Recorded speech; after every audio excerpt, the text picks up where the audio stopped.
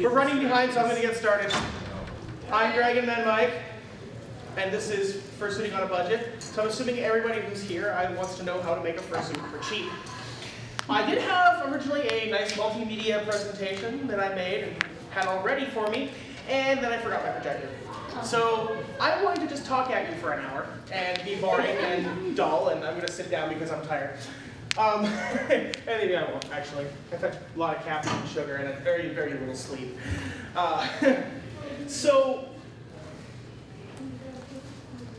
And I lost my place. So, fursuiting for cheap. I mean, there's so many ways you can do this. If you want to make your own fursuit from pretty much anything. Has anybody here ever made a fursuit before? Okay, you, and you, and you. So, I'm going to start just from start to finish, the basic materials to start, and then we'll go into techniques, things you can do to save some money, things you can do to maintain your suit that don't necessarily cost you a huge amount of money, although there's some corners you should never cut, like ways to wash your suit. There's some, Temperance was just telling these gentlemen over here, never ever dry clean a fursuit, or put it into the dryer, but that's a different panel. So, yes, question? Yeah, just a quick question before you start, and this is just for things in general. Is there a way to access the recordings after the con, or? Talk to the gentleman. I'll be more than happy to start a list. If anybody wants a link to it, your email address, I'll be more than happy to send it over. Okay. Yeah, this gentleman's doing this independently. He asked me to sign all sorts of paperwork for him that allows him to put my likeness on YouTube and not sue him. I appreciate that. It's okay. I probably wouldn't. Are you going to put it on YouTube? Yeah, it'll be up on YouTube. So, what I'm probably gonna do is I'm going to talk for a bit and then we'll answer some questions. So, because there's probably specific things you guys want to know. So the first thing I'm going to go is techniques to save some money on the base itself. Of course, as you know, as anybody who's seen a fursuit, it's going to be something underneath with faux fur or some kind of fabric or whatever on top of it, right? So the best thing to do to save money on the base, if you're going to make a foam head, find a foam store or an upholstery store, somewhere that works with large quantities of the polyurethane or polyethylene foam, which is the upholstery foam that 99% of fursuits are made from. Well, if they're using foam. What a lot of these places will do is they will have big chunks of scrap, like so anywhere from like this big to like this big, and they're all weirdly shaped and whatnot. A lot of these places, will sell it for like $1 a pound or $5 a pound, right? They'll sell it by weight because they're just going to toss it in the garbage, or they're going to recycle it and make stuffing out of it or whatever. So here in the States, I'm not really sure. I'm from Canada, by the way. I am, dirty alien kind of thing. One of those people that that the United States doesn't really want in the country at any one time unless I'm spending large quantities of money. Same goes the other way. There's a place up in British Columbia, because that's where I'm from. I'm from Vancouver. It's called the Foam Shop. They sell foam. That's what they do. There's places. I know there's places down here. There's upholstery stores. Sometimes even like custom car shops might have stuff like that. You can literally go in and ask them, do you guys have any scrap foam I can buy from you? And anything from like half inch thick to 1 inch thick to 5 inches thick, they'll probably have, and then you can just carve the crap out of it with. Where was this at? It's called the Foam Shop. I'm sure there's probably something here in Washington that has a similar. They sell similar things. Just look up like upholstery or foam in like the Yellow Pages or on Google or whatever. And like their policy is $1 a pound at the one I go to. And I usually come back with a big garbage bag full of foam, and that lasts me like 3 or 4 months. So that's, and if you need like, come on in. I'll be doing that all the time. Now, one of the disadvantages of buying the scrap foam, of course, is you're not guaranteed to get the shape you want. I always buy more. Why don't you have a seat? Might be a little easier for you. one of the problems with buying scrap foam, of course, you don't get in the right size or the shape or whatever you want. So always buy more than you need. If you pick a piece out, you're like, okay, that's big enough. That's just big enough for a muzzle. No good. You want extra because either you're gonna screw up or you're gonna need extra, or it's gonna be bigger than you thought. Whatever. So always spend a little bit of extra money, even if you're on a budget, just that little bit of extra, that extra $1 or $2 just to buy an extra bit of foam.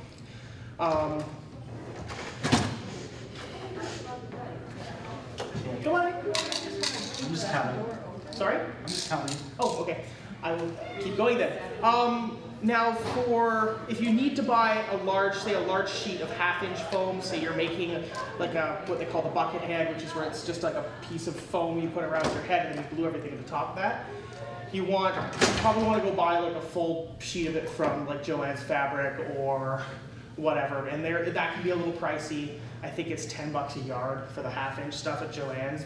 But Joann's has a website that has coupons on it all the time. And they oftentimes have big sales on all their foam and craft supplies. So keep an eye on coupons, especially if you've got a fabric store or a foam store or a craft store nearby. Yes? I can add to that one since I've been a Joann fan for 10 years now. There you go. Go after Halloween, because everybody doesn't want to make stuff anymore and they have all this extra foam. There you go, yeah. I don't usually shop at Joann's. I have a shop that the same place I buy my foam from, and I buy the sheet foam. It's the same stuff, except mine is white and not green, but whatever. And that's the thing, is the green foam. Foam usually comes in 3 different kinds. It's usually yellow, green, and purple. Purple is the densest foam. It's really thick. It's hard to compress. Whereas yellow is really soft. So it really depends. Be aware of that when you buy the scrap, because depending on how depending on how firm you want the foam, will depend on how much you need to buy and whatnot, and how hard it's going to be to cut. Moving on, does anybody have any questions about base materials? Foam, plastics, anything like that? What do you need? Well, now that's a different panel, to be perfectly honest. That's Fursuit construction, which hasn't happened yet. They probably should have done my panel after that one, but that's not my point. Really, for making a fursuit base, you really need nothing more than, for a base anyways, you need nothing more than a glue gun and some foam for the most basic ones. You could even use things like plastic canvas or plastic mesh. There's lots of tutorials online, especially Matrices. She's in the dealer's hall this year, Matrices. She's got wonderful tutorials. She was last year's Fursuit Guest of Honor, and she has this entire website dedicated to teaching people how to make fursuits, and that's actually where I learned how to make most of my suits. I still refer to it every once in a while when I feel dirty and can't quite figure something out. I'll go look at her tutorials and be like, oh, that's how I do it, right? So, I have a head in the art show right now, and it's nothing but 1/2-inch foam, a little bit of plastic from a dollar store bowl, I'll get into that in a minute, and some plastic mesh and the faux fur, and that's it. And it's really simple. Oh no, I've got a plastic nose that I actually bought, but that's because I got it for free. I just have to pay for shipping. That's another thing. Keep an eye out. Like some places will have like stuff. He's like, here we have. These are like screwed up molds or whatever, and here you just pay for shipping. I mean, the next thing really, of course, is the fur, right? This is going to be what's going to be people are going to see on your fursuit. This is one of the things I never skimp on. I always pay for good quality fur. There are places like Joann's, local fabric stores that sell faux fur, and it's I've made stuff with it. There's sometimes you get really lucky and you get really nice stuff, but Distinctive Fabric or Mendel's Fabrics, these are two online stores that sell probably the best quality faux fur on the market right now. But here's the thing. Distinctive Fabrics does a wonderful thing every single month, and they have coupon codes. If anybody knows anything about couponing, they are your best friend for buying stuff online. Who's ever bought anything from Distinctive Fabric or Mendel's or Fabric.com? If you go into checkout, there's a little place for a coupon code. Now, who uses Twitter? So only one Twitter user out there? Two? Three? Okay. Distinctive Fabrics has a Twitter account. Distinctive Fab, I think it's the Twitter. Just search Distinctive Fabrics on Twitter. They post a coupon code almost every single month, except for a few months. I'm exploding, excuse me. The creepers are after me. I just get that. So now you don't have to be a Twitter. No, you can actually, you should, yeah, it's not a locked, Promo code? yeah, if you Google Distinctive Fabric Twitter, you will be able to see their promo codes every month. They change very regularly, so don't just think you can use the same one over and over again, because it doesn't work. And they are up to 20% off. For tomorrow's Fursuiting, Tails and Ears workshop over the next 2 days, I bought 20 yards of faux fur for less than $400. So it was about, yeah, it was like $10, it was like less than $20 a yard.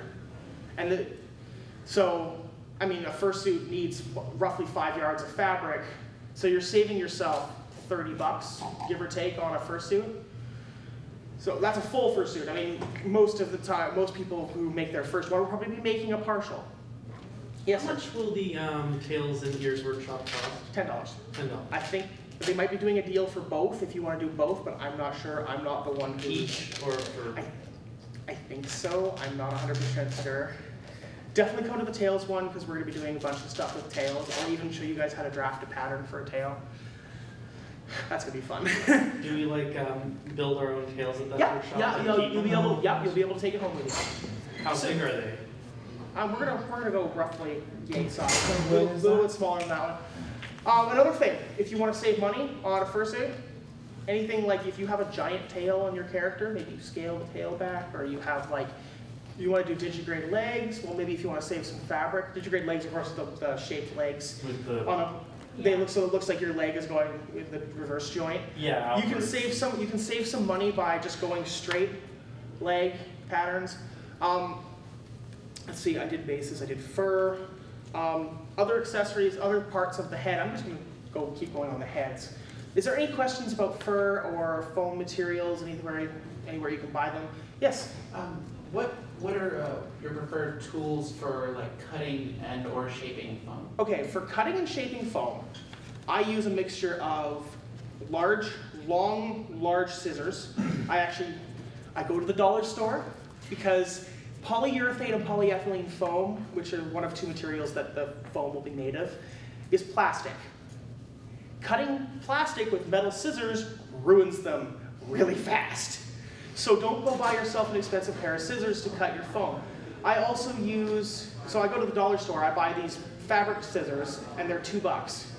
So Dollar Tree has them, I think 99-cent store has them if you have a 99-cent store, the chain. They have them. Dollarama, if you're up in Canada, has them. They're $2 and they're really nice. I actually use them to cut fabric as well. I don't use the same ones because by the time I get through 2 fursuit heads, the scissors are completely dull and they're useless, so I just throw them out. Well, actually, I recycle them, but I like recycling. And then the other thing I use to cut the big pieces, because the way I cut foam is I cut a square, right? Roughly the shape of, roughly the size of what I need to, say, carving a muzzle, right? And then I'll cut corners off and start shaping the very blocky, almost like a polygon. Like if anybody's done computer animation, it looks like a polygon, right? Like an old school, like 6-sided polygons or whatever. And then I start trimming around with the scissors to make the rounded edges and correct any symmetry problems and whatnot. And box cutters. The small box cutters work great for cutting the angles, and then you get the big thick box cutters. Those work really well for cutting the large shapes. You just got to really watch your fingers when you cut them. I've got more wounds from making one recently. Or just don't get your fingers in the way. You could use scissors. Some people use electric knives, like the electric carving knives. That sounds like it could take too much of a chunk out very easily. The electric carving knives are actually safer than the X-Acto or than the box cutters. But an electric carving knife will maybe do, I know from professional fursuit makers that they say 5 to 6 heads, depending on how much carving you actually do. They're $15 a pop. Now, unless you're doing them, unless you want to spend $15 every year or so, I don't, because I'm cheap. I don't like them particularly either because it vibrates and my hand is all numb by the time I'm done carving a head. But if you want to, you can get them at Walmart for about $15, sometimes even cheaper, depending on if you get them on sale. Okay. I'll be here for the next, until this is over. Walmart is also great for finding things like thread, needles, if you're in an emergency. Don't buy thread from the dollar store. They don't have Walmarts in Portland. They don't. Really? Yeah, Yeah. the closest one They, is Woodford. No. There was big protests and they got rid of all of them. Soon the Walmart will be a Okay, you guys got Target? Yes. Okay, Target sells mostly the same crap, so Yeah. I like my Walmart. You know, they're Walmart Canada, I think, different than Walmart US. At least they're run by different people. Well, there was the incident with the shutdown in Quebec when one unionized. That's Quebec. Quebec's just weird. We don't Walmart is contact equal. It's just a general. Yeah, well, so is Target. So is Yeah. well, Target Zellers doesn't exist anymore because Target bought them. But so I mean, but if you want to buy cheap thread, cheap needles, buttons, whatever, they usually have a good section from there, and they're usually a lot cheaper than craft stores. It depends on the craft store. The craft store, the costume or the fabric store I go to sells like big spools of thread for like 50 cents. You know, so I buy like a bag of thread, and I'm like, you know, like 25, like a box of like 30 colors of thread, and it's like, well, actually, it's not really a box anymore. It's more of like at the bottom of another box filled with other stuff piled on top of it. But that's. I'm disorganized. I usually I can't find what I want. I'll just buy a new box. I'll just buy a new spool of thread. Whatever. It's like, Oh hey, I've got like 12 of these lying around now. I give them to friends. I'm like, you need some thread here. It's 50 cents, right? I'm not too choked if I lose a spool of thread. Don't go for cheap thread. Don't go for dollar store thread. Try to get good cotton thread for fursuit, for faux fur, cotton or upholstery thread is best because cotton thread won't tangle and upholstery thread's really thick and it's but you can't use it on your sewing machine unless you have a sewing machine that's set up for that. The cotton or the upholstery? The upholstery thread, because it's very thick and it's made from, I believe, rayon. I can't remember what the material is. Don't go for rayon or embroidery thread because that stuff tangles and you need a special machine for it. So if you're hand sewing it, it tangles and you're getting. I don't like it. I bought a spool of it once of pink because it was the only pink thread I could find. And I'm like, nope, hate this stuff. Going with the purple, slightly different color, but whatever. So how much of the sewing has to be done by a sewing machine? Absolutely none. If you don't want to do a sewing machine, you can hand sew the whole bloody thing. and charge extra. I'm lazy, and I don't like to do that. So anything bigger than, say, the head, because the head has all sorts of little pieces, and you gotta fiddle with them. I wouldn't suggest machine sewing your head. I don't think I know of anybody who does that. Any question? Sorry? Stretchy fur? Oh God, no. Where was I? Thread and notions and. Does anybody have any questions about finding cutting materials for the foam or anything like that? Cutting materials? Like things to cut with? Scissors? I think people understand the concept of Does anybody- scissors and box Okay, cutters. yeah, well, okay. Just Have you checking. tried the titanium scissors or some Oh. scissors that aren't supposed to If you're going to be cutting foam, just get the cheapest scissors you can get as long as they're comfortable and sharp. Yeah. And if you have a scissor sharpener, all the better. But don't worry about spending a huge amount of money because you are going to ruin them fast. Yes, sir. Have you ever tried using a hot wire for foam cutting? I have. I burnt myself badly. But I'm a klutz. They're hot, and they create a lot of toxic fumes. You need to wear, because vaporized polyurethane is very toxic. So be outside. Yeah. Or in a ventilated workshop. It's another reason why I have don't. a Walter White style mask on. No, you don't necessarily need it as long as you have good ventilation. It's not that toxic. It's not like you're casting glass clear resin is really toxic too. Ugh. I passed out once doing that and mixing the resin. I'm like, oh. It does make you pass out, and if you're gonna be doing say you want to get really adventurous and you want to do resin head, don't. Not unless you really know what you're doing, because a lot of the chemicals are really toxic. I would honestly, if you want to spend a little bit of money and get a resin base, there's a lot of really good companies out there that do them, or if you really have the skills, you can do it yourself. Polyurethane liquid plastic is actually fairly cheap, but you have to know how to make a mold, you have to know how to sculpt, you know, if you're really artistic. I'm not. I want to try it, but I'd probably screw it up. But yeah, a lot of what the price of those expensive head bases, the $120 head bases, is just the face of like a white plastic face. A lot of that's labor. So if you know how to do that stuff and you want to do your own labor, I mean, a half quart of polyurethane, or a half quart kit of polyurethane resin, which is all you would really need, is like $15, and there's your head base, right? If you don't use the resin, what's usually used as a base in addition to the foam for the head? Well, okay, so different bases. I suggest foam because I'm assuming a fair few of you would be beginners. Another one, a really easy one to do, is plastic mesh. That craft mesh, which some suit makers use for eyes. It's fairly good, but it's not very durable. You can get a big sheet of it for like $1. You only need like 2 or 3 sheets. Plastic canvas, plastic mesh, it's the same, yeah. Well, I mean, at most craft stores. Yeah, every single, Michaels will have, oh, there's not a place you go, Michaels. Keep thinking Michaels. Oh, yeah. Michaels is good. If you're in Portland, I think there's a Michaels down there. There's also one in Tiger and one in Beaverton. There you go. I like the Beaverton one, actually. So do you just use the foam alone as the base, or do you have anything more rigid in addition to it? Because the foam alone You can, well, here's the thing. It depends on what properties you want to give your suit. If you want to give your, like, I've made suit heads that are, you can squish them, and then they just pop back into shape.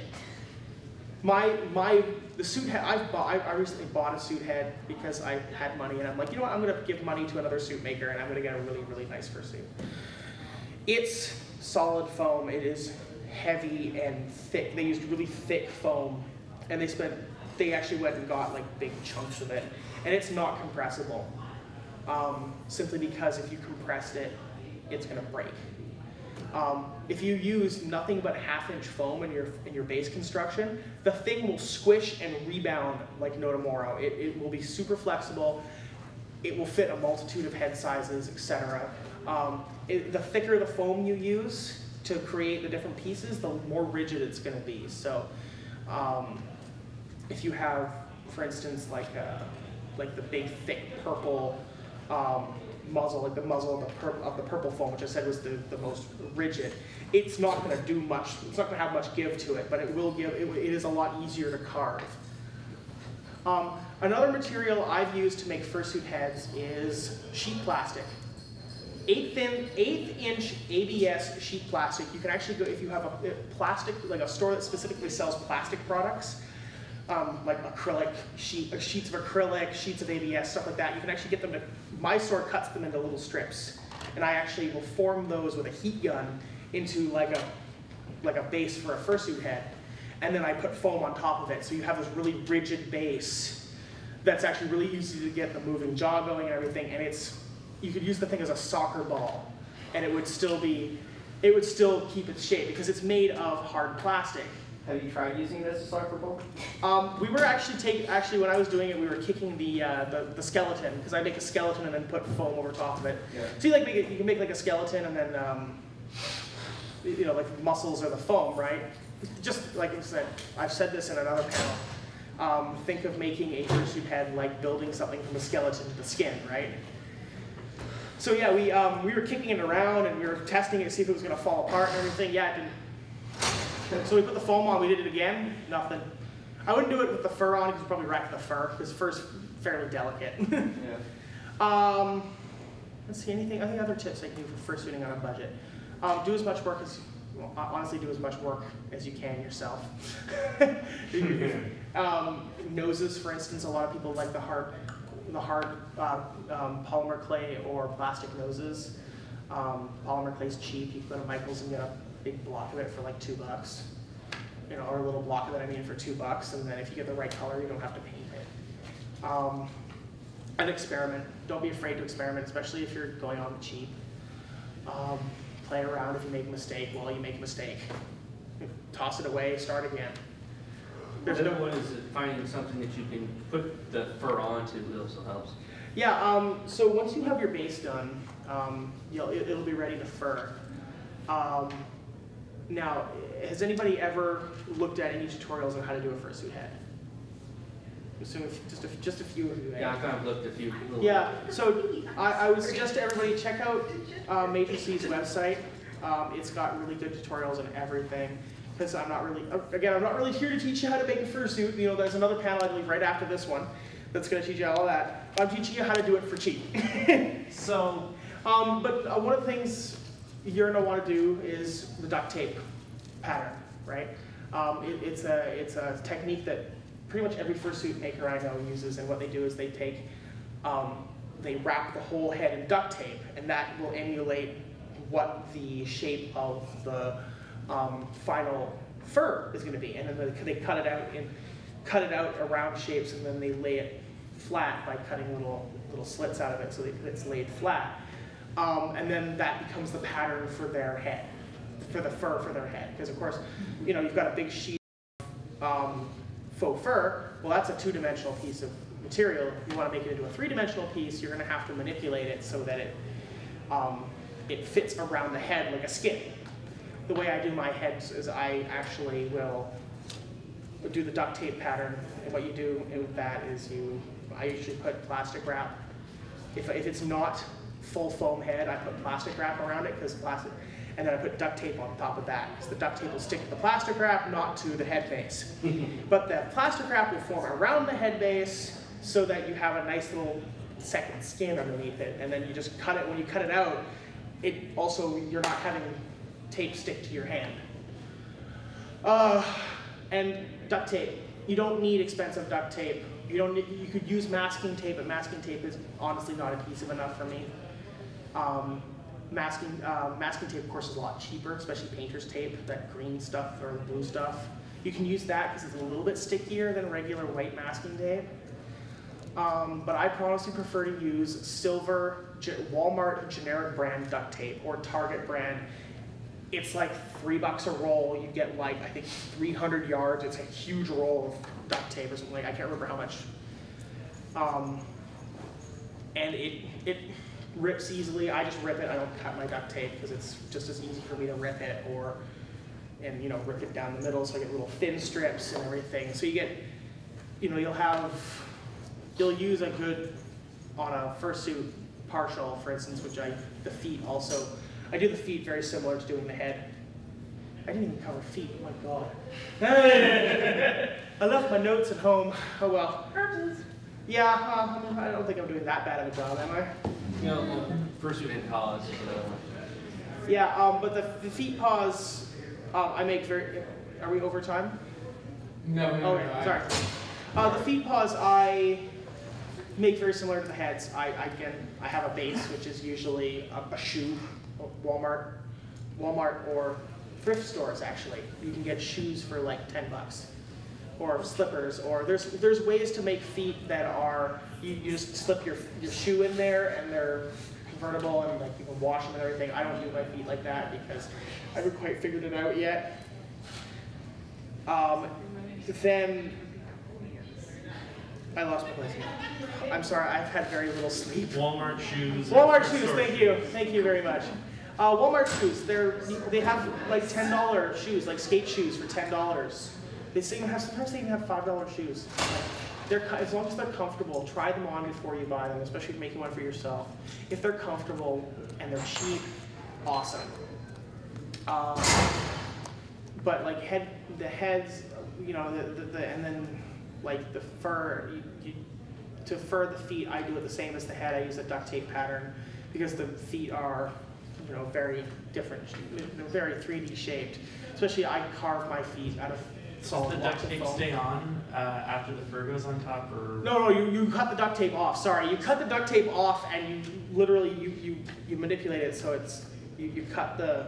What I do is I cut it out, the general pieces. So for say a fursuit head, the muzzle, the cheeks, the eyebrows, the back of the head, the bottom jaw, etc. I tend to do smaller pieces because it takes a little more time, but you get a much better fit. It just depends on how you want to do it. And then what you do is you have your 3D pieces, say the eyebrow, it'll be like almost like a cup shape. You actually cut little slits in the middle and it will actually lay flat. It's called darting. It's a sewing technique. It's how they make like shaped socks and stuff like that. Or at least how they used to. Now they just weave them in that shape. And like I said, you don't need to use expensive duct tape because you're just going to throw the pattern out away afterwards. I have a question about follow me eyes versus the mobile realistic eyes. So there's also the toony eyes, which I'm going to get to eyes in just a second. You actually beat me to it. You don't like toony eyes?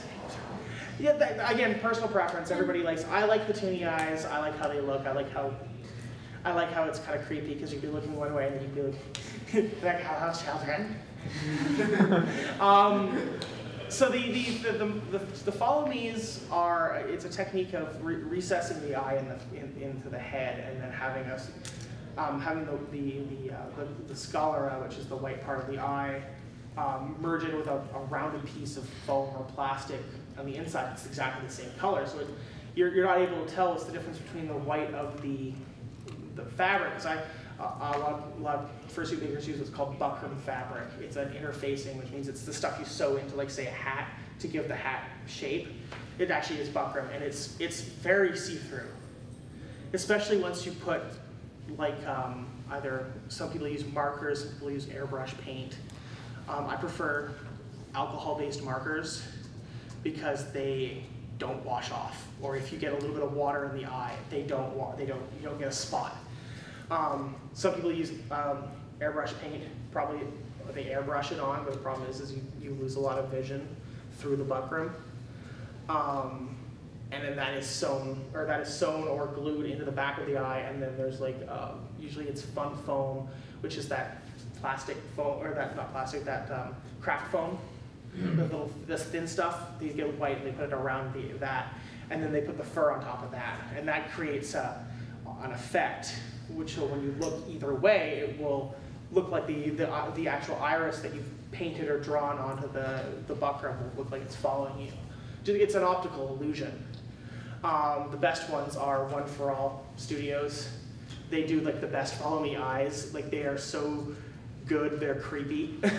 My friend Ceres, he should be here tomorrow. He's a short gray wolf. It's probably the best example of theirs. And their technique is, they are very secretive about how they do theirs, but they use fun foam. It's kind of funny, they actually, a lot of their stuff, they use a lot of the fursuiting on the cheap techniques to save themselves some money. Because really, for certain things, you don't need to spend a lot of money. But of course, their quality and their technique is very refined because they've made hundreds of suits. They've had a whole team of people now working for them. But they started out just in their living room with some foam and some pair of scissors. Any other questions? I'm completely lost now where I am. I'm rambling, I'm sorry. You're talking about feet and paws. Yeah, but I'm just saying, I'm just gonna open it up for some questions, because I think I pretty much said everything I need. Like, those are all really my secrets. Yes? Is there a way to make cheaper, like, claws, but have them still be hard instead of stuffed fabric? Other than sculpt? You can use Sculpey polymer clay. Like I said, a block of polymer clay is like $3. No, I know, I use But that. cheaper than that? No, not cheaper, but something that's a little bit more hard, that would be more durable than Sculpey, because Sculpey is actually pretty fragile. Plumber's epoxy, the plumber clay. It's a self-hardening. Plumber's putty. Plumber's putty, thank you. It's a self-hardening clay-like material. It smells really bad, so you gotta air them out. You gotta air them out really well afterwards. Plumber's putty, you can get it like any store. You can also use cast resin, like the same stuff they make the faces out of. Those you can usually get from like an online store, like Dream Vision Creations. Yeah. They're like $5 for a set. They're not terribly expensive. Yeah. It's the shipping that kills you. You could order them like from Amazon, but they're not necessarily the shape you want. Magic Sculpt is an epoxy base. It's more expensive than the Plumber's Weekly, but it. Oh yeah, Super takes Sculpey? about Magic Sculpt. Oh, that stuff. Yeah. It takes about an hour, so you have a longer window to Yeah, and plumber's epoxy you have to work really quickly with because it dries in about 20 minutes. And it self-hardens too, and it's really, really hard. I'm gonna check that stuff out because I haven't seen the magic Sculpey around. Tap Plastics carried it, or at least carried it. I think Michael's has it sometimes too. If you look, if you go on their web store. Other than Sculpey's really delicate. Or something's not super delicate. It's pretty tough. Like I've got Sculpey claws on my fursuit, and I've abused the crap out of them, and they're fine. Like I know a friend of mine, Well, I make stuff out of it too, and it's just, I guess, are you using like the big blocks, or are you just using the little ones that are the colors? little mini blocks of the regular Sculpey. Do you do anything special to them then? As long as you make them solid and small enough, they're not going to be very. Don't point the ends too much. Blunt the ends out, because if you blunt the ends, they're not going to chip. So they won't chip very much. And so if you're not, as long as you're not slamming your claws down on a hard plastic or hard metal table, they're not going to chip. It just depends on how you shape them. You maybe have to experiment a little. Mine are very wide at the base and very blunted at the top. So I actually roll my hand over them a little bit just to give that. And then you're also not cutting people and stabbing people when you give them hugs, right? Generally. That's really a good thing. Yeah, especially if you're going for like a cute fursuit. Same with feet claws. Feet claws, glue and glue and glue and possibly sew them on because they get lost. One of the things you can do with toe claws, because the toe claws are quite a bit bigger, I get a little piece of baling wire, like the thin baling wire, and I actually embed it into the claw before I bake the Sculpey, and then I sew it on so that even if the glue detaches, it's still just going to kind of flop there, and because it's sewn into the fabric. And then you just kind of glue around the edge and stick it on so it doesn't move around too much. I do that with noses as well. If you just get a piece of baling wire, just because it's that little anchor, and then you just sew it on. So even if the glue detaches, it's still not gonna fall off. So you'll be able to finish your performance or finish your suiting session, and then go repair it, rather than like having to go, oh shit, and like cover your face as you run to the headless lounge and have to get changed in the headless lounge because you don't want to ruin the magic. For glue-wise, what would you suggest in that case? Because I know that I use the Amazing Goop. Hot glue. High temperature hot glue. Awesome. Now, here's the difference between low temp and high temp hot glue. Also don't buy glue from the dollar store. You want the best fursuit glue that doesn't smell terrible after you use it is dual temperature crafter's glue. It's a hot glue. It's just a type of hot glue, and it doesn't have any toxic chemicals in it. So if you're gluing foam together, you're not gonna give yourself a migraine from the polyurethane fumes.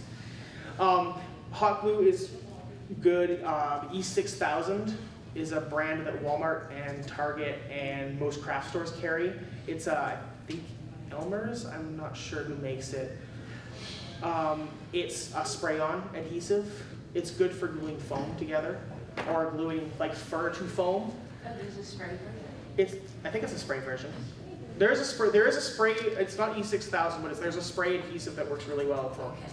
Sorry, E6000 is the goopy stuff, but yeah, it's basically cold hot glue. It's the same. Well, it's the same material. It's just got a different bonding agent in it, so it doesn't. It's the same. Once it dries, it's exactly the same as hot glue. It's a little pricey. Of course, you can get a pack of 20 hot glue sticks for like $2. So I like to. Michaels sells a fairly inexpensive hot glue gun. They have like a high temp and low temp hot glue.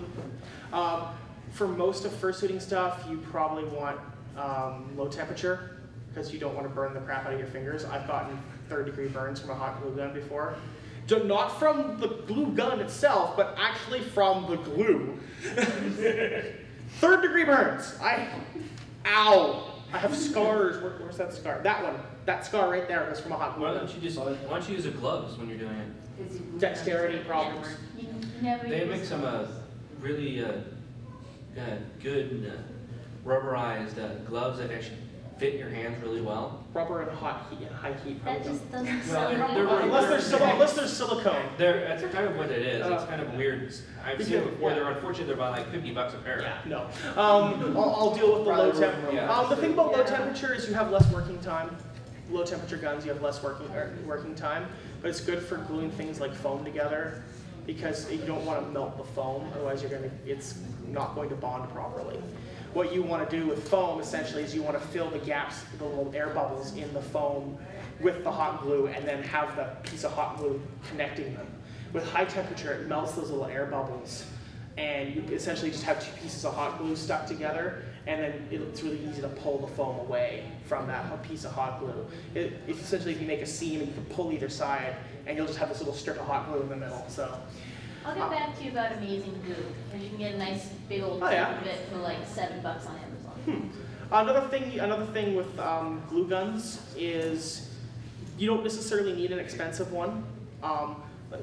They're all basically the same monster. The little ones, the big ones, depends on what size glue sticks you want to use or how much volume of glue you want to use. I buy them from Michael's or Walmart. They're the same brand. They're like $4 for the little ones, and then the big ones are like $9. You can even get like wireless, like cordless ones that have a little battery in them so you can move around without having the cord in the way. I don't really care about that. The cord doesn't bother me much. I use the mini glue guns just because they have a lower glue flow, so you're not going to get these big big globs of glue, and then you're going to burn the crap out of your fingertips. And yes, sir. Just a quick thing on the ones with battery pack on them. Yes. Battery pack's more than enough to keep them hot. If you have them on the plug-in mode when they're first heating up, it'll take a half-hour frustration fest and turn it into 3 minutes of, oh, it's ready to go. Yeah. Essentially, I don't like the cordless ones just because they're expensive and whatever. Any other questions? We covered glue. Yes. You mentioned for feet, going to get shoes. Now, do you like take foam and actually just build the base on the shoe? Yeah. What essentially I do is I get a big piece of thick, like 3-inch foam or whatever, however tall I want my toes to be. And I put the shoe on top of the foam, I trace around the shoe, and then I go and I draw the toes on that chunk of foam. And then I cut it out and shape it, and then I make a cavity in the bottom for the shoe, and it sits on top. And then what I do is I take some 1-inch or 1/2-inch foam, depending on how big the foot is, and I put a piece around the back of the shoe so that it looks like a much more uniform piece. You can do other things where you can just make the individual, you can carve if you don't have a big piece of foam, so you've got a bunch of little pieces, you can carve the individual toes and just glue them to the shoe. And then you can sort of form the foam around the foot. Digigrade feet are a little bit different if you're going to do digigrade feet because they're bigger. Basically, what I do is the one toe has the foot in it, and then you carve the foam around the rest of it. Am I running out of time? I got 10 minutes. Okay. Yeah. Feet take a lot more foam than the head actually. So if you're gonna if you want to do fully carved feet, like single piece of foam carved feet, go buy a big chunk of foam. But you can do it cheaper. If you want to go a little bit cheaper, you can get little pieces because they usually cost less and you can get more. Just make sure you have a little bit more than what you need. You always will need, you're gonna end up with a bag of this, like a garbage bag full of pieces of foam lying around. They will get everywhere. If you don't, packing peanuts. yeah, and another thing I would suggest doing is going to the dollar store or Dollar Giant or whatever and buying a dust mask. When you're finishing your suit head, you're going to want to shave the muzzle part down so that it's a lot shorter. Most mammals have short muzzle fur, right? And that stuff gets in everything. Wear an apron if you can because The foam? no, the bloody fur. Oh my god. Well, couldn't you go It's buy like a it's like- $20 shop pack?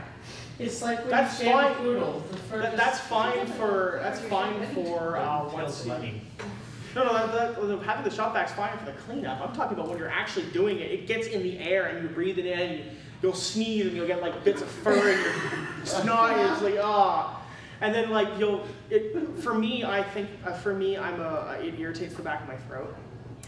So I was shaving one shortly before I came here on Tuesday night, and all day yesterday my throat just felt like somebody had just like shoved a hot metal poker down there, because it's like you got these really minute particles of plastic basically getting into your lungs, and a 50-cent dust mask would have solved that issue. So any more questions about? The only thing is, quick thing when it comes to moving jaws, teeth, and or tongues, like that. Okay, so teeth. I use Sculpey, or I buy a jaw set. Again, a lot of places out there right now, if you have a little bit of cash to spend, say on shipping and whatnot, they are often not that expensive when it comes to how much you're going to spend on the fur. To be instance, with the fur, like I said, I never cheap out on the fur.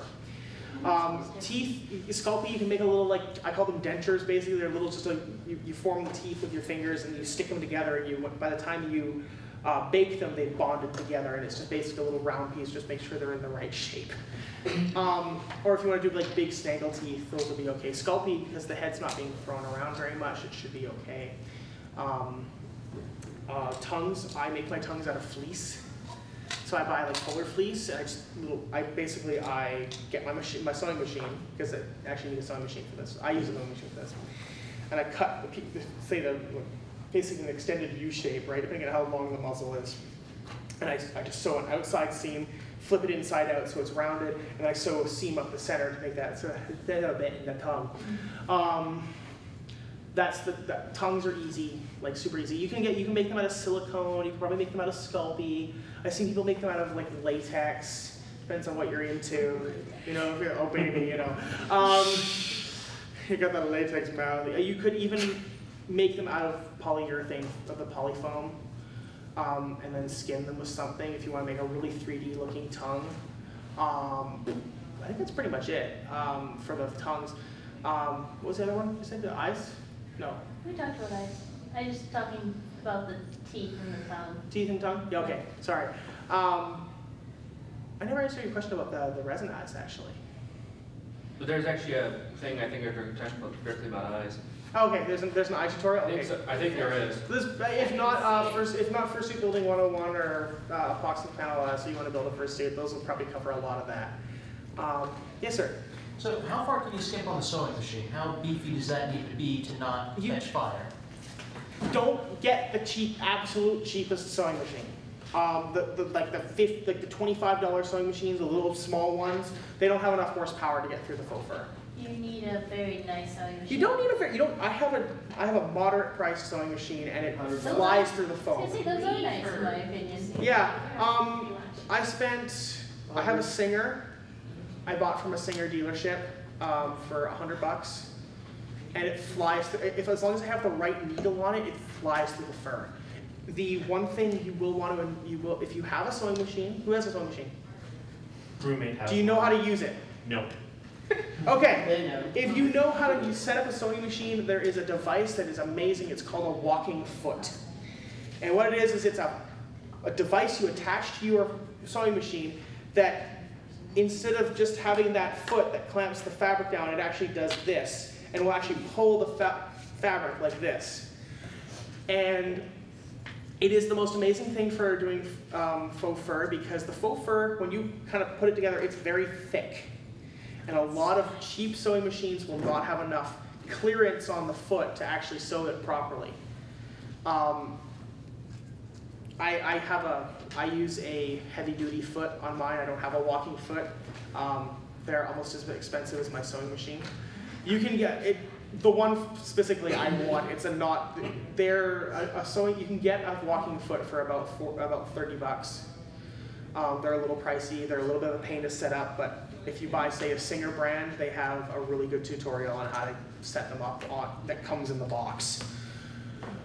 But yeah, like I said, you don't need it. You don't, like I said, the $100 sewing machine, which is moderate to cheap in the sewing machine world, flies through the faux fur with the right needle. Just get denim or leather needles, and you will fly through it. Just heavy-duty needles. And if you break a needle, oh well, they're like 10 cents a piece. Bobbins, you can get bobbins from the dollar store if you have a sewing machine. Any other questions? Yeah? Sewing machines are just sergers. Sergers are a finishing tool for sewing. If you look, say, on your t-shirt, that pattern of thread on your t-shirt there, that's a serger. But if you look underneath that, it's a straight stitch sewing machine. What they do with professional clothing is they sew the seam with a straight stitch or a zigzag stitch sewing machine. And then they take it to somebody who then serges it. And what a serger does is it actually slices off a little piece of fabric, like the seam allowance, and it finishes that edge so the edge doesn't fray. So you can't actually sew a seam with a serger. It will not work. It will just fall apart on you. Yes, you can. Really? Because last time I tried to do it, it just went pfft. So. No, sergers have come a long way. In fact, you can just take off 2 threads and do a double stitch and. Really? Yeah. You don't Sweet. anymore. Sergers are also really expensive. And well, they're $200 now. So. Really? Yeah. You can get a brother serger from Walmart for $200. They were $400 last time I checked. I know they were like thousands before, and also you don't have to necessarily cut, and so you can. Yeah, you can disable that little feature there. Yeah. Another thing you can actually do to make it a little bit easier to sew faux fur is if you have a sewing machine, you can actually get a feed dog guard for it that actually disables that, and you can actually control how fast you pull it through the sewing machine, which can really help because then it's not going to get the bottom piece tangled up as much. You just got to be aware you always have to be putting motion on that because otherwise it's going to tangle the thread. Okay, I've got almost no time left. It's one last question. Yes, sir. The glove cell paws, is there an easy way to do them for cheap? Yeah, well, there's actually one of the things you can do is I do 2-piece paws. I do the upper sleeve and then the hand, right? Because that way you can wear a long sleeve shirt. If you just want to make the hand, like the hand part, just take your hand, spread your fingers really wide on a piece of paper, trace around your fingers, then make your hand bigger by about 40%, 50%. Because when you do sew that faux fur and you turn it inside out and you have the glove and after you've pulled up, no, faux fur is a thick fabric, so you're going to need extra room in there to actually get your hand in there because it doesn't stretch. Faux fur is unless you buy stretch fur, which is expensive and hard to find in decent quantities, it does not stretch at all. It is a strictly non-stretch fabric, and if you don't have that extra room to get your hand in there, it ain't gonna get in there. I made that mistake once, and I had to throw them out. I was like it was like a 20 minutes worth of work wasted. The other one is just using rubber gloves and using that kind of base for it. No, Cameron's is back. I have one question about the tail stick since you're doing that. Yeah. Is there a limit on species that you're willing to do with that? I'm limiting size because I've only got so much per person, and we've got a limited color selection. But if you want to come in and you want my help drafting a pattern for like a crux or a dragon or something, I have a couple of. Would a husky tail be too complicated? I'm going to show you. I'm planning on showing you how to do a husky tail. So we can do that at the actual thing. Yep. It's a little bit harder. It's a little bit harder to sew a husky tail, but it's more or less the same as a standard dog tail. It just you need to make it curly. I think that's it.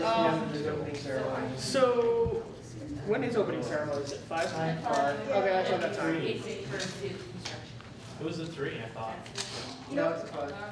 There's supposed to be an opening ceremony, so I'm assuming that. Yeah, it's after this. After. So you gotta run from here to opening.